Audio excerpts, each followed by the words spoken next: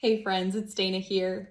Today I have a fun book for you about a little girl hockey player who pretty much probably could be me because, there's a lot of similarities. First of all, she's a girl. Second of all, she loves hockey just like me. Third of all, she has a favorite number, which is 22. And that happened to be my favorite number growing up. It was the one that I always had on the back of my hockey jersey as long as I could get it. And in this book, this little girl doesn't get to get her favorite hockey number on her new hockey team, but her grandma tells her a story that makes her feel better about the number that she does get. Let's read all about it. It's The Highest Number in the World. It is by Roy McGregor and Genevieve Dupree. Here we go.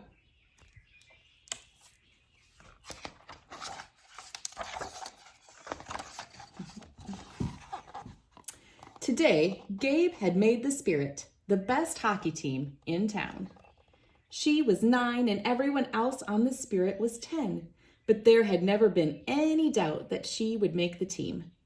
Even though she was younger than the others, Gabe, who hated being called Gabriella, had worked hard to be able to play at their level.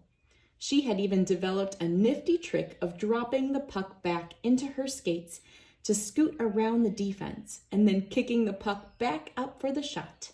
Her teammates called the move the Gabe. During her tryout, Gabe had worn her lucky number 22 jersey, a Team Canada replica with Wickenheiser on the back. Canadian women's hockey legend Hayley Wickenheiser, an Olympic hero, wore number 22. She'd been Gabe's idol forever, since before Gabe could even pronounce Hayley's long last name. Gabe's bedroom was a shrine to Hayley, filled with posters, newspaper clippings, magazine articles, hockey cards, and a drawing Gabe had made of the two of them, both wearing number 22, of course. Gabe was counting on getting number 22 with the Spirit. Some of the other girls called her Hayley to tease her, and even though she pretended to be bugged, she secretly liked it. She spent the evening before the tryout practicing the autographs she'd soon be signing. She wrote Gabe Murray as carefully as she could with big looping Y at the end, and the number 22 neatly dropped into the loop.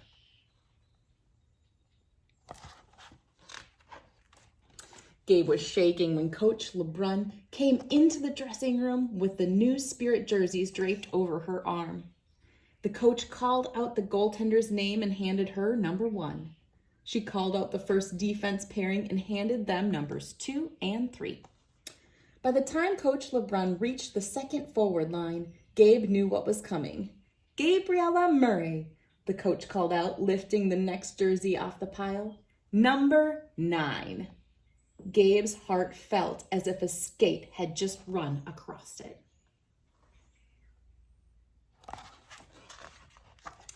And are there any other numbers? Gabe asked the coach afterward.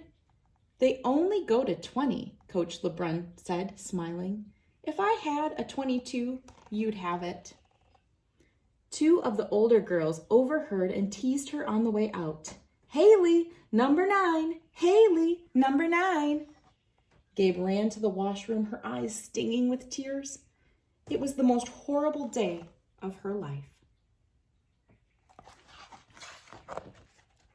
Gabe buried the number 9 jersey where no one would ever find it, at the bottom of her closet, under the cardboard boxes filled with her old things. Boxes holding school pictures of Gabe without her front teeth, drawings she had done as a baby, and even her embarrassing first pair of skates with Velcro instead of real laces. Now the jersey was exactly where it belonged, buried with all the other stuff Gabe didn't want anymore. The worst number in the world. That night, Gabe's mother sat at the foot of her bed. Gabe, she said, how am I supposed to get your equipment together for your morning practice if you won't tell me where you put your new jersey? Gabe buried her face in her pillow. I'm not going. Gabe's mother shook her head. Don't you think you're overreacting a bit? It's just a number.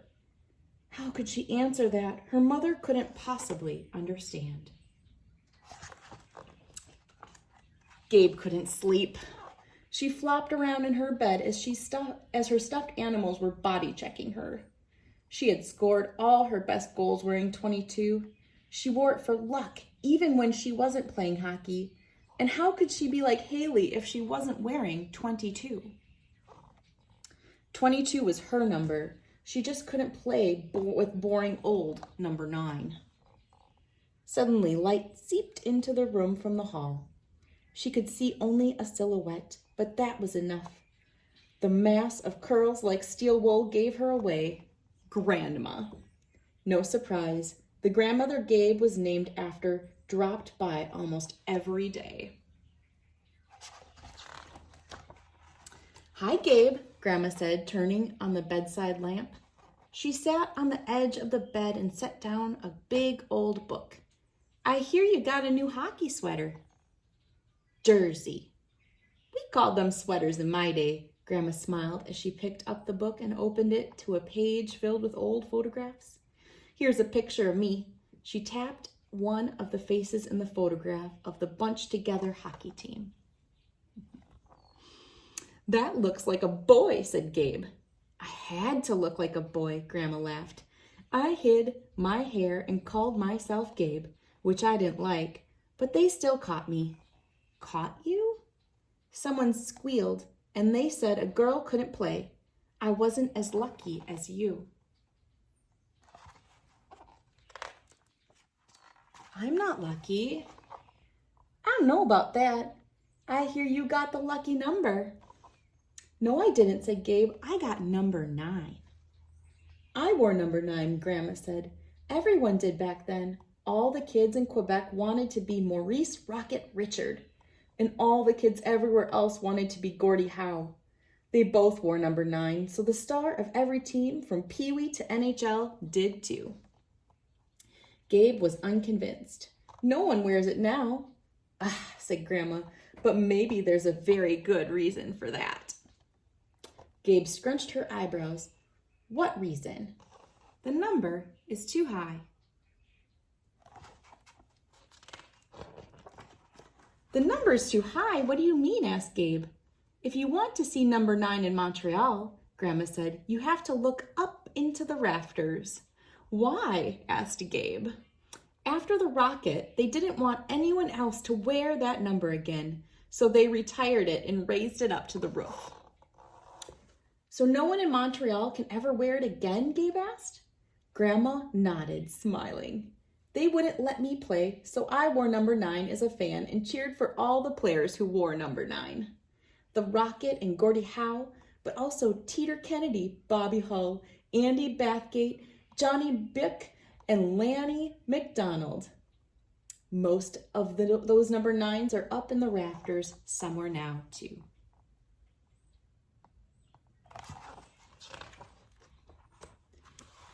Why, even Wayne Gretzky wanted number 9, said Grandma. When he played junior hockey, an older player was already using it, so the coach suggested he double up. 99, Gabe said quietly. Now 99 is up in the rafters with all the others, and now it's time for you to get to sleep, Grandma said, turning out the light. Gabe waited for the door to close, then she flicked the light back on and swung her feet out of bed. She had something to do. The next morning, Gabe made her way slowly down the stairs. She could hear her parents talking. She says she isn't going, her mother said. She's very upset about this jersey. I heard her get up, said Father. I'm sure she'll come around. Gabe looked down and frowned at the wrinkles in her new jersey. Maybe she shouldn't have slept in it. Gabe was back on the ice, dazzling her new Spirit teammates with the Gabe as they practiced. The wrinkles had all fallen out of number 9. It felt good. She looked up at the rafters in the little arena. It wasn't high, but high enough. If they ever raised number 9 to the rafters, she wanted her grandmother standing here with her, and only one name on the back, Gabriella, for both of them.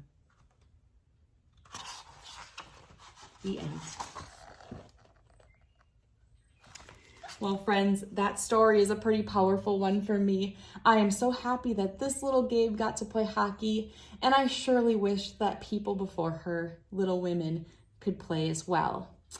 I hope you enjoyed this story, and I hope you enjoy my hockey jersey. Look here, I got a bulldog on. Ooh. And I hope you all get to follow your dreams. Thanks so much for reading with me, friends.